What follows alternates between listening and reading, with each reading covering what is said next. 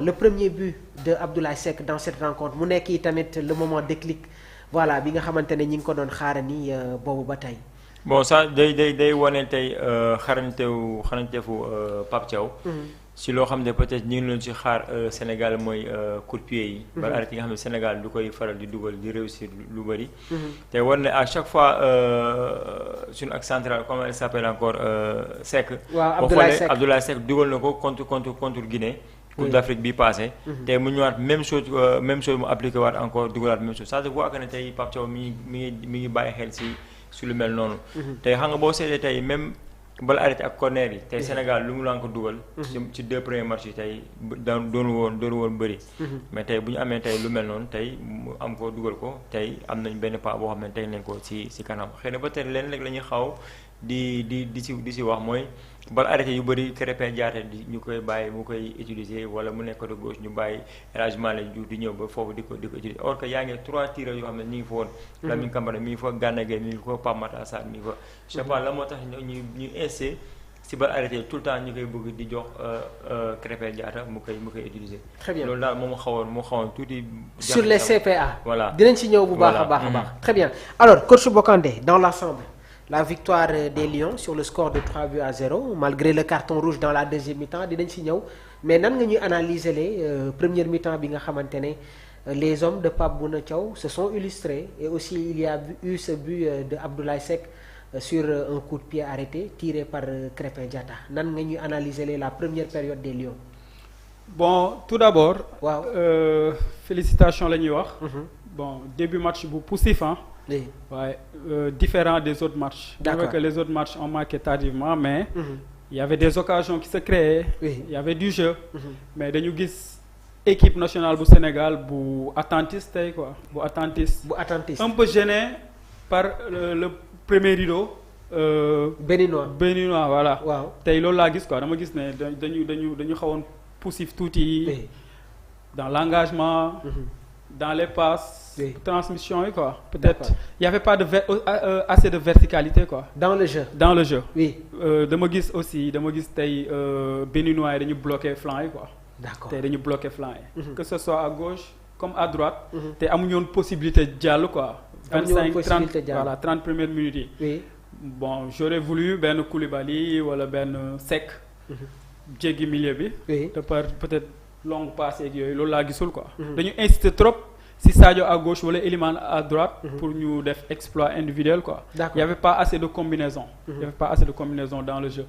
bon peut-être comme le coach la si wax la différence s'est faite par balle arrêtée parce que balle arrêtée aussi. peut-être plus de 20% ou benn 15% la pour mën a dugal but quoi foog ñu koy boole. si suñu jeu. parce que des fois dina am équation tactique noo ko mënee résoudre mooy les coups de pied arrêtés. gis nañ Krépin vendagé ñaar gis nañ moom ñaar.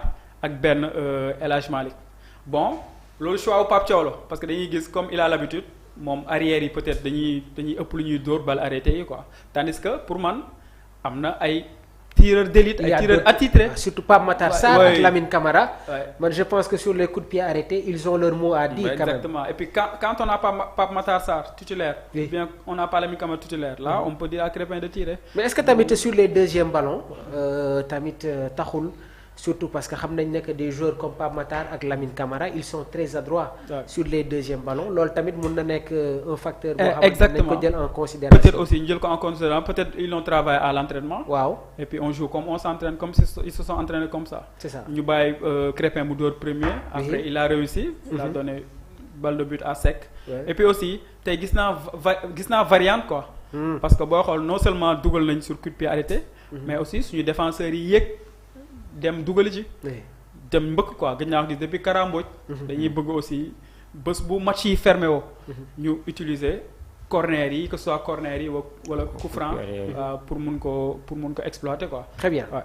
alors ils sont vraiment exceptionnels. les internautes de Sport Life 221 déjà 500 personnes. ñi ngi toog di ñu seetaan donc ñoom itamit dañ leen di remercier di leen jaajëfal bu baax ci kóolute bi 520 personnes et je pense que le débat vient à peine de commencer gis maa ngi dégg sax Maxu Mandela mi ngi ci ginnaaw moom itamit ñi ngi koy jaajëfal bu baax a baax nan nga sentir tey la productivité du jeu sénégalais coach Lassi. Comme d'habitude rek. En position de ballon bi récupérer ko ci suñu adversaire. tijji jeu bi xëy na peut-être tey lenteur bi nga xamante ne tey moom moo xaw a doon lu bees équipe bi mais ba xoolee tey bu ñu joué contre Botswana contre Congo engagement moo ëppoon moo ëppoon. que tey sur match bi xëy na peut-être calcul bi moo xawoon nekk si bopp gars yi. parce que boo xoolee Bénin boobu ñëwee aussi taxawul dafa tijji jeu bi. dafa joué comme ñun. amul benn yoon était ouvert amul benn yoon boo xam te ne wan na ñun dañu ñëw pour taxaw di ñu déglu parce que ñoom ci aussi dañu joué match de qualification comme ñun. or que ñun ñu ngi la déjà qualifié woon nañu. mais dañu leen joué aussi pour jéem a xool ñuy jëlee première place bi pour bañ éviter déplacement bi. moo taxoon te xëy na ba tey calcul bi xawoon bëri trop suñu boppu joueur yi. donc su ma la déggee bu baax Pape Thiaw était dans les calculs. coach Lassi bien sûr non parce que yaa ngi joué contre Bénin mais yaa ngi sóoraale résultat RDC bi ak Botswana. d'autant plus que tey da nga njëkk joué Botswana RDC njëkk dugal moment boobu yëpp yaa ngi calculé comment faire pour jéem a dugal. pour nekkaat ci tempo bi pour waaj a bañ a raw calcul yëpp dafa nekkoon ci suñu boppu joueur yi. en plus loolu da nga leen kenn nangul. da nga ñëw aussi tourné waat équipe bi yaa ngi def plus de 3 wala 4 changements yaa ngi andiwaat ci biir équipe bi loolu yëpp dafa nekk di jouer ci compétition boo xamante ne 7 match la donc yaa ngi bëgg may ñenn ñi temps de jeu pour defaraat beneen 11 boo xamante ne tey moo war a beesaat ci kanamu waa beneen mais lu ñu ci gënoon ëpp solo mooy. fexe nañu jouer premier mi-temps bi dugal benn bi mi-temps ak moom après deuxième mi-temps bi nga ñëwaat tegaat sa équipe gagné macha allah. très bien déjà rek xam naa ne mun nañu ñëw tuuti si li nga xamante ne moom mooy les statistiques du match Pape Bouna Thiaw déjà sur la compo daf ñu proposer un milieu de terrain à 3 composé de Idrissa Gana Gueye Pape Matar Sarr ak Lamine Camara comme ni ñu koy defee saa su nekk dañuy indi une analyse approfondie sur les différents concepts tactiques waaye tey jii coach Bokandé nan nga gisee la prestation dama koy commencer si El Hadj Malick Diouf bi nga xamante ne moom moo remplacé Ismaël Jacobs au poste d'arrière gauche. Bon notamment am na fa benn centre defe naa mais on attendait plus de lui. El Hadj Malick Diouf on attendait plus de lui parce que tey. Bon am na ki ñu ngi fa tegoon Jacobs. Jacobs a fait 2 premiers matchs yu baax. yow boo ñëwee un soi-disant titulaire. parce que ñu ngi la doon xaar début CAN bi nga doon titulaire. tu dois monter mieux que ça quoi. mais comme li ma la wax sànq tey les couloirs étaient trop bloqués. tey les couloirs étaient bloqués. te booy xool Sadio tey yombalu la ko quoi Sadio tey booy xool duggul intérieur lu bëri quoi. libéré wul ligne bi. te Sadio a joué sur la ligne pratiquement sur la ligne. booy xool loolu moo indi. Sadio dañ ko doon escalier. chaque fois doon retrouver en situation de 2 contre 1 il a réussi à passer 1 voire 2 fois. waaw même loolu moo indi but bi. mais booy xool combinaison tey amul quoi tey sentiruñu association El Hadj Malick ak Sadio Mané. parce que tey booy xool au milieu y avait un certain Djikou boo xam ne il était très bon. il était bon très bon. léegi sur les côtés ils ont bloqué les côtés quoi ils ont bloqué les côtés. bàyyi Djikou ci axe bi Djikou a récupéré peut-être 2 voire 3 ballons en dans les 30 premières minutes. D'accord tey jii booy xool defuñu individualité comme ni ko Congo defee marquage individuel mais tey de par leur seen taxawaay tey. béninois yi. seen taxawaay dafa baax trop tey. booy xool loolu moo posé problème milieu terrain Sénégal parce que tey ñun ñëpp dañu bëggoon jouer ak 3 milieux. est-ce que marché na. Oui. Est-ce que moom la ñu war a continuer. Oui. Point d'interrogation. D'accord. Est-ce que aussi le système de 3 milieux. baax na mais le choix des hommes. ça pose problème. je pense que Gana est titulaire indiscutable. mais il faut ñu revoir parce que tey booy xool un gars comme Lamine Camara. a perdu 2 ballons yoo xam ne qui pouvaient nous coûter des buts. parce que benn contre bu gars yi stoppé am na si quoi. les pertes de balle de Lamine Camara mu nekk yi tamit li nga xamante ne.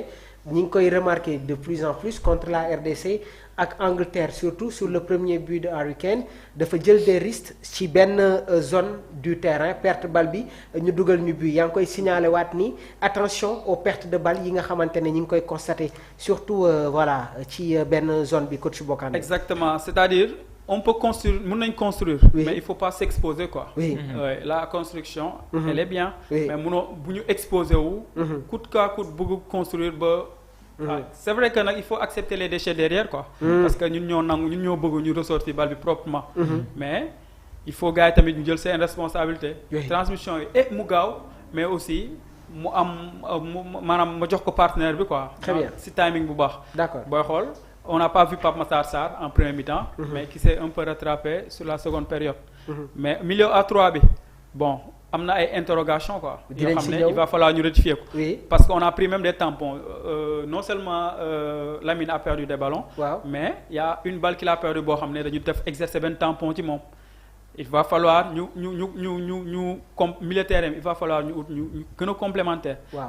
c'est-à-dire soit benn Pathé. wala koo xam ne aussi il va donner des coups. Il va donner des parce coups. que boo xool même bu Habib Diarra duggee ay profil yu bas yu gàtt la quoi ay centre de gravité yu gàtt. donc su ma la déggee bu baax la présence de Pape Alassane Gueye de par sa taille nekk na lu important trop avec le schéma à 3 au niveau du milieu. du milieu ou Pape Alassane ou Pathé je pense que il faut ñoom ñaar kenn di si accompagner les Gana ak beneen militaire. mais nooy associé tey jii nii Pathé Ciss ak Idrissa Gana Gueye bi nga xamante